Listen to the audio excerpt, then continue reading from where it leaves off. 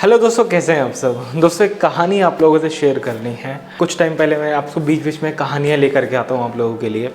मेरी रेल यात्रा से जुड़ी हुई वो कहानियाँ होती हैं और कहीं ना कहीं वो आपको थोड़ा सा अवेयर करने के लिए होती हैं कि आप अपनी रेल यात्रा में कोई गलती ना करें। कभी किसी की मदद करना किस तरह से भारी पड़ सकता है, आज इसको लेके आपसे बात करने वाला हूँ।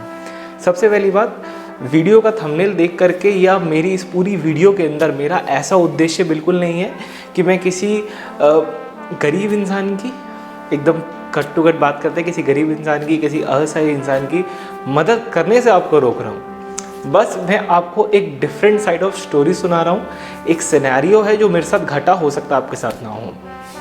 तो क्या है वो दोस्तों, ये बात है मंगला एक्सप्रेस की जर्नी को लेकर के। जब मैं मंगला एक्सप्रेस की जर्नी कर रहा था, इन जनरल मैं आप लोगों के साथ ये जो किस्से कहानियाँ होते हैं ना, जो भी मेरी स्टोरीज़ होती हैं, इनको लेकर के मैं बहुत लेट शेयर करता हूँ, बहुत सोच समझ के शेयर करता हूँ। मैं नहीं चाहता, मतलब घटते ही मैं शेयर नहीं करता, बिकॉज जो मेन रीज़न है उसके ये नहीं है कि मुझे मतलब हो गई तो एकदम से लोगों को बता दी नहीं। तो दोस्तों ये बात है मंगला एक्सप्रेस की जर्नी को लेकर के। जब मैं उस जर्नी को कर रहा था, बड़ी स्मूथ जर्नी कट रही होती, कुछ खास नहीं, कुछ नहीं। ट्रेन में उतने ही लोग होते हैं जितनों की रिजर्वेशन होती है, बिकॉज आपको पता है कोविड के कारण एक्स्ट्रा पर्सन अलाउड ही नहीं है। तो आपको वो गेट वेट पे बैठे हुए लोग जो है बिल्कुल नहीं दिखने वाले हैं। ट्रेन झांसी पहुंचती है और झांसी से डिपार्चर लेती है। व्लॉग आएगा, व्लॉग देखोगे आप पूरा। झांसी से ट्रेन डिपार्चर लेती है तो 10 या 15 मिनट बाद, मतलब पूरा आउटर वाटर क्रॉस होने के बाद झांसी का, मैं देखता हूँ कि एक पर्सन, एक बाबा जी जो है गेट पे बैठे हुए हैं। पहले मैंने इग्नोर किया, इग्नोर एज इफ कि यार हम लोग भी हवा खाने के लिए गेट पे खड़े हो जाते हैं, हो सकता है वो बैठ गए हों। मैं कहा ठीक है, नो इश्यूज़ विद दैट। वक्त बीता, 1 घंटा बीता, 1.5 घंटा बीता, मैं उनको लगातार नोटिस कर रहा हूँ। 2 घंटे बीते। अब बहुत देर के बाद मैं उनसे कहता हूँ, बाबा कुछ खाओगे? क्योंकि मुझे जो उनकी ओवरऑल अपीयरेंस थी उससे मुझे देख करके ऐसा लग रहा था कि भाई शायद इनके पास कुछ खाने पीने के पैसे भी नहीं हैं। तो इन अ गुड जेस्चर मैंने उनको कुछ खाने पीने के लिए दे दिया, मतलब अरेंज कर दिया, चाय वगैरह एंड ऑल। मेरे साथ एक पर्सन और थे ट्रेन में, मतलब को पैसेंजर बन जाते ना, वो इंडियन आर्मी से थे।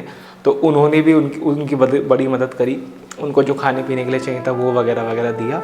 अब ऐसी बातचीत करते करते ना मैं उनसे ये पूछ लेता हूँ कि बाबा जा कहाँ पे रहे हो? तो वो कहते हैं समस्तीपुर। मतलब मैं कहा नाम क्या है? समस्तीपुर। क्या खाओगे? समस्तीपुर। वो बस बार बार यही बोल रहे थे और मेरा दिमाग इसलिए खटका इस पॉइंट पे आकर के, बिकॉज ये ट्रेन तो एर्नाकुलम जा रही थी और ये समस्तीपुर जाने की बातें कर। सबसे पहली बात तो ये गलत ट्रेन में चढ़े हुए, दूसरी बात इनके पास टिकट नहीं है, तीसरी बात जब इन पर टिकट नहीं है, कुछ नहीं है, तो ये ट्रेन तक पहुंचे कैसे और ट्रेन में चढ़े कैसे? Management flaw. ये कई सारी चीज़ें मेरे दिमाग में आ चुकी थी। ठीक है, अब मैंने स्टार्टिंग में उनको ये नहीं बताया कि आप गलत ट्रेन में हो, ताकि परेशान ना हो एंड ऑल। जब भोपाल आने वाला होता है तो मैं सोचता हूँ कि यार उनके लिए ना डिनर का इंतजाम कर देते हैं। तो मैं उनके लिए डिनर का कुछ अरेंजमेंट कर रहा था ट्रेन में कि वो डिनर खा लेंगे, क्योंकि मुझे नहीं पता था भाई, हो सकता है किसी इनकी दिमागी कंडीशन ठीक ना हो और ये समस्तीपुर बोल तो रहे हैं बट ये सही ट्रेन में बैठे हो। तो मैंने एक अजम्पशन ली कि मैं कहा ठीक है, लेट इट बी, अगर वो चढ़े हो सकता है कुछ सोच के चढ़े हो, किसी ने चढ़ाया हो, ऐसी बातों के दोस्तों। मैंने उनके लिए डिनर का अरेंजमेंट करा और उनको ये बता दिया कि बाबा आप जिस ट्रेन में जा रहे हो ना, ये समस्तीपुर नहीं जाती, ठीक है, ये गाड़ी एर्नाकुलम जा रही है। कहते ये कहाँ है? मैं कहता हूँ वो तो वहाँ पड़ता है साउथ में।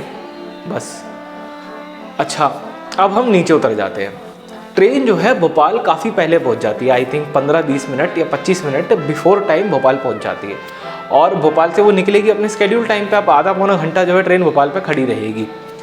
तो एजाज भाई और मैं क्या प्लान करते हैं, क्योंकि हमें इनकी हालत जो है समझ में आ रही होती है, हम लोग प्लान करते हैं कि एक ना ट्वीट डाल देते हैं। मैंने इनकी जो आपने थंबनेल फोटो देखी, मैंने वो फोटो लगाई और इनका ट्वीट डाल दिया।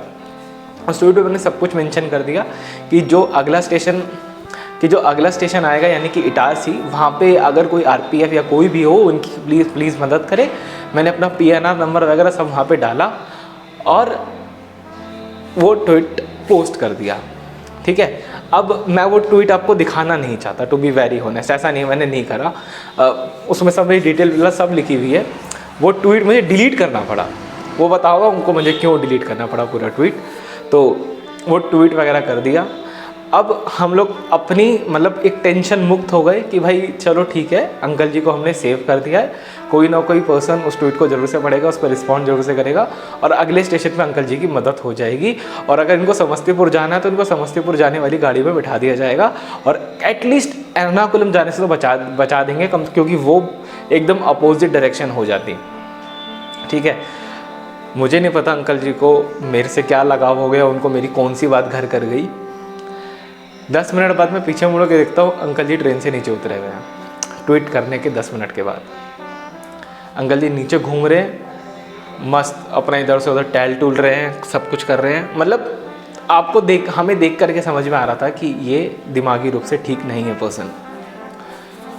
भारी कैसे पड़ सकती है, मुद्दे की बात भारी इसलिए पड़ सकती है। अब मैं ट्वीट कर चुका हूँ, वहाँ मैंने अपना PNR नंबर ठीक है मेंशन किया है, उस ट्वीट के ऊपर बताया है मैं यहाँ से यहाँ ट्रैवल कर रहा हूँ, ये पर्सन है, इस कोच के अंदर है, इस ट्रेन के अंदर है और नेक्स्ट स्टेशन ट्रेन का ये है, ये सब मैंने डिटेल उसके अंदर दी है। और जिस पर्सन की मैं मदद कर रहा हूँ वो पर्सन ही ट्रेन से उतर गया है। अब नेक्स्ट स्टेशन पे जब वो नहीं मिलता वो पर्सन उस ट्रेन के अंदर, उस लोकेशन के ऊपर, डेफिनेटली एक एक्शन मेरे ऊपर लिया जाता, डेफिनेटली मेरे से बात की जाती। हो सकता है RPF ही मेरे से बात करती, या फिर मतलब कहीं ना कहीं कि भाई आप एक गुमराह करने की कोशिश कर रहे हो या हमारा कीमती समय को जो है वेस्ट कर रहे हो, ऐसे करके कुछ एलिगेशंस आ सकते थे। तो इन चीज़ों को यार ज़रूर से ध्यान हमें रखना चाहिए, क्योंकि ये चीज़ें घटने में टाइम नहीं लेती, घटना घटने में टाइम नहीं लेती। अब एक नॉर्मल पर्सन की बात करें जिसकी दिमागी हालत एकदम ठीक है, सब कुछ ओके है, वो पर्सन बीच पे उतर सकता है, समझ में आता है। बट जब स्टेशन A से स्टेशन B में ट्रेन नॉन स्टॉप है, कहीं रुकेगी नहीं, और एक पर्सन दिमागी रूप से ठीक भी नहीं, आप उसे पेशेंट बता रहे हो, तो उसका ना मिलना उस जगह पे जिस पर्सन ने ट्वीट करा है उसके ऊपर कई सारे सवाल खड़े करता है। This is the reason I am saying through this video कि कभी कभी किसी की मदद करना भी भारी पड़ता है।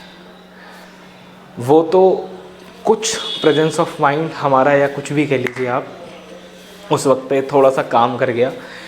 जैसे ही मैंने अंकल जी को नीचे उतरा हुआ देखा, मैंने ट्वीट डिलीट करा हाथ के हाथ कि मैं ट्वीट डिलीट कर रहा हूँ, बिकॉज एक मिस कम्युनिकेशन वाली बात हो सकती है और ये बात मेरे ऊपर भी कल को आ सकती है। सो उस ट्वीट को वहाँ से हटाया और अंकल जी को भाई मैं क्या जितना मैं कर सकता हूँ मैंने उनके लिए किया, उनको समझाया एंड ऑल, एंड फिर मैं अपनी ट्रेन पकड़ के दिल्ली आया। आप लोग कमेंट सेक्शन में ज़रूर से बताएं कि आप लोगों को ये कहानी कैसी लगी, और मेरे साथ जब भी ऐसा कुछ घटता है जो मुझे लगता है कि आप लोगों के साथ शेयर करना चाहिए अपनी यात्रा के दौरान, मैं ज़रूर से आप लोगों के साथ शेयर करता हूँ। थैंक यू दोस्तों, good night, have a nice day.